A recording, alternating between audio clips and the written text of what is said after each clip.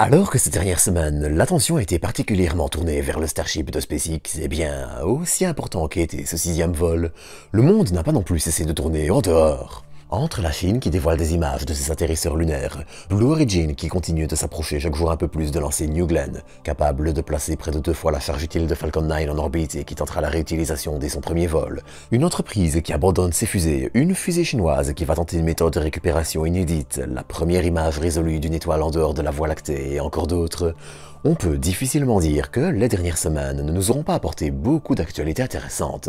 Alors, comme d'habitude, je vous propose de voir ensemble l'essentiel à retenir de ces dernières actualités spatiales, après vous avoir invité à vous abonner si vous ne l'êtes pas encore. Enfin, si vous envisagez d'acheter des météorites martiennes ou lunaires, peluches en forme de planètes, globes terrestres ou matériel astro, n'hésitez pas à aller faire un tour chez AstroShop via le lien en description. Sur ce, pour attaquer les actualités de la semaine, je vous propose de commencer par ce qui devient un sujet presque traditionnel. Vous l'aurez deviné, on va encore parler du nouveau lanceur New Glenn de Blue Origin. Après les réussites suborbitales de sa petite fusée touristique New Shepard qui prouve son efficacité et sa fiabilité depuis maintenant des années, l'entreprise a en effet énormément de plans, qu'il s'agisse d'atterrisseurs lunaires habités ou de stations spatiales. Mais ces plans passent obligatoirement par le fait d'atteindre l'orbite. Et cette étape, l'entreprise devrait en effet la franchir d'ici quelques semaines à quelques mois tout au plus. Blue Origin devrait en effet bientôt inaugurer New Glenn, un lanceur lourd conçu pour être réutilisable et que l'entreprise développe depuis maintenant déjà plus de 12 ans. Mais le développement touche à sa fin. Le lanceur a été placé pour la première fois sur son pas de tir, les fois précédentes étant des maquettes dédiées à des essais de manipulation et de transport. Suivra ensuite un essai statique attendu bientôt et pas longtemps après cet essai statique on l'espère, le premier vol orbital qui pourrait toutefois se faire encore attendre un peu. Si actuellement la date officielle est toujours de fin 2024, quelques difficultés avec la FAA dont je parlais dans les actualités spatiales précédentes pourraient encore un peu retarder le décollage de la fusée de Jeff Bezos. Mais il n'y a pas que du négatif. Dans la foulée, le lanceur a également décroché un contrat pour le lancement de satellites de communication en orbite basse, continuant ainsi de remplir son carnet de vol. Mais il n'y a pas que New Glenn qui allait être mise en avant cette semaine, loin de la même. On allait aussi reparler des plans chinois pour poser des astronautes sur notre Lune d'ici l'horizon 2030. Et si jusqu'ici il avait fallu se contenter d'animations et de maquettes pour se faire une idée de la tête du programme, les choses viennent de prendre une toute autre tournure. L'Empire du Milieu vient en effet de partager une série d'images et vidéos montrant différents éléments du programme en cours de test et d'assemblage. Alors que des prototypes dédiés à des essais au sol de l'atterrisseur, baptisé Lanyoe, sont actuellement utilisés, le premier exemplaire dédié au vol du vaisseau Mengzhou, ou du moins ce qui semble l'être, Mengzhou qui sera la capsule qui transportera les astronautes vers la Lune et les ramènera sur Terre, semble lui aussi avancer rapidement. Mieux encore, que l'on parle de buggy lunaires façon Apollo ou des combinaisons qui seront utilisées pour fouler le sol de notre satellite, le pays montre une avancée de son programme lunaire assez frappante. Et avec un programme relativement cohérent et une volonté politique forte, les chances de voir la Chine battre les États-Unis dans cette seconde course à la Lune sont de plus en plus fortes.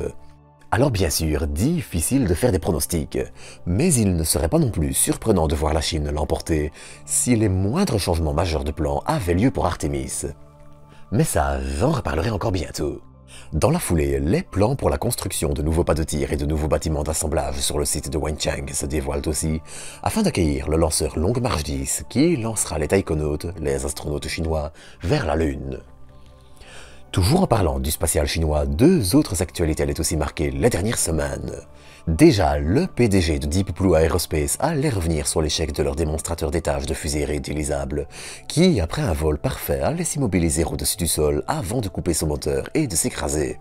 Je vous avais promis il y a déjà plusieurs semaines maintenant de vous tenir au courant si on connaissait la cause de cet incident, et l'heure est désormais venue.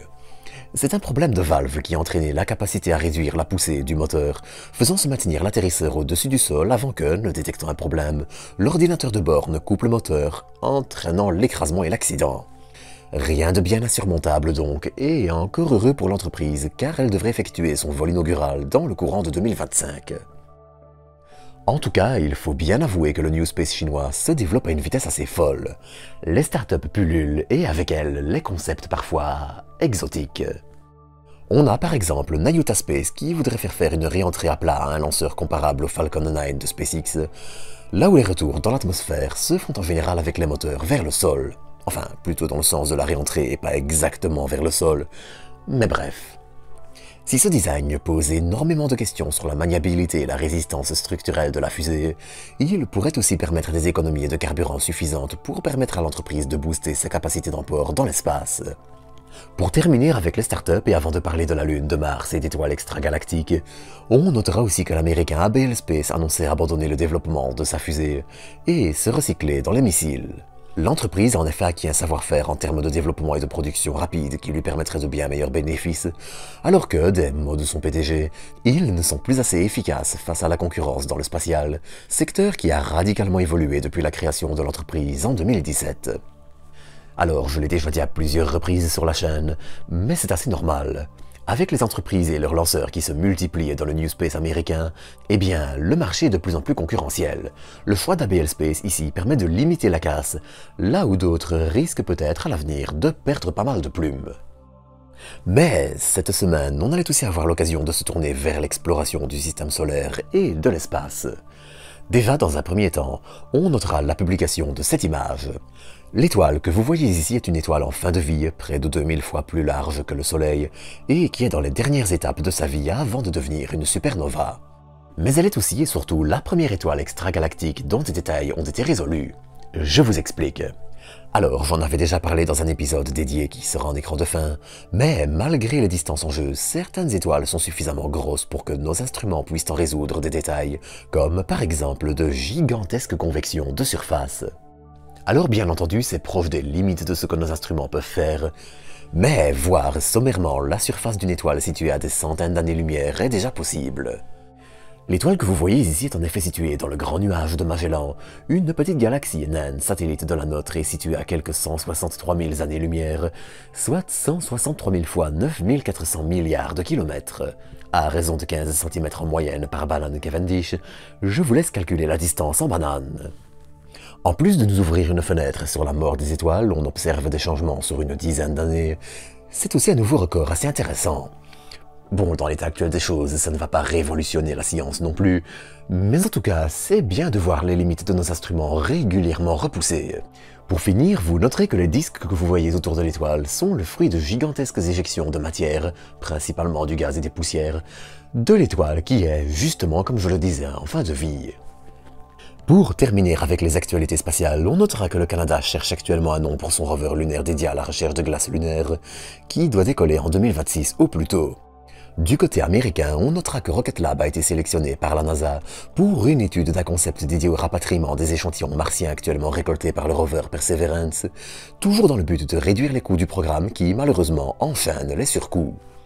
Et alors que Rocket Lab se construit une assez solide expérience en matière de voyage interplanétaire, que ce soit en travaillant sur des satellites, orbiteurs, atterrisseurs ou plateformes dédiées à la propulsion, eh bien, ce sera un acteur à surveiller de près de ce côté, d'autant que la proposition s'inspire lourdement des technologies déjà disponibles et minimise ainsi le développement de grosses nouveautés, permettant de contenir à la fois les coûts et les imprévus. Enfin, on notera aussi que les essais sur le réservoir de lanceurs réutilisables neutrons, attendu l'année prochaine, continuent alors que le premier bâtiment du site de construction des lanceurs est désormais achevé. Enfin, on notera aussi la sélection par la NASA de Falcon Heavy pour le lancement de Dragonfly, le drone qui partira explorer la lune saturnienne Titan, à l'atmosphère et aux pluies de méthane. Si tout se passe bien, le drone qui avance et dont le développement semble aussi assez compliqué, décollera en 2026 pour une arrivée en 2034 si rien ne change. Enfin, on notera que le déploiement du magnétomètre de la sonde américaine Europa Clipper en route vers la Lune Jovienne Europe est désormais un succès. Pour terminer, on retiendra aussi Stoke Space qui continue ses essais de moteur avec un nouveau prototype et un nouveau stand, un moteur qui a d'ailleurs été installé sur son stand en moins d'une heure, alors que le premier vol orbital du lanceur aux 2 étages réutilisables et capable de placer 5 tonnes en orbite est attendu en 2025.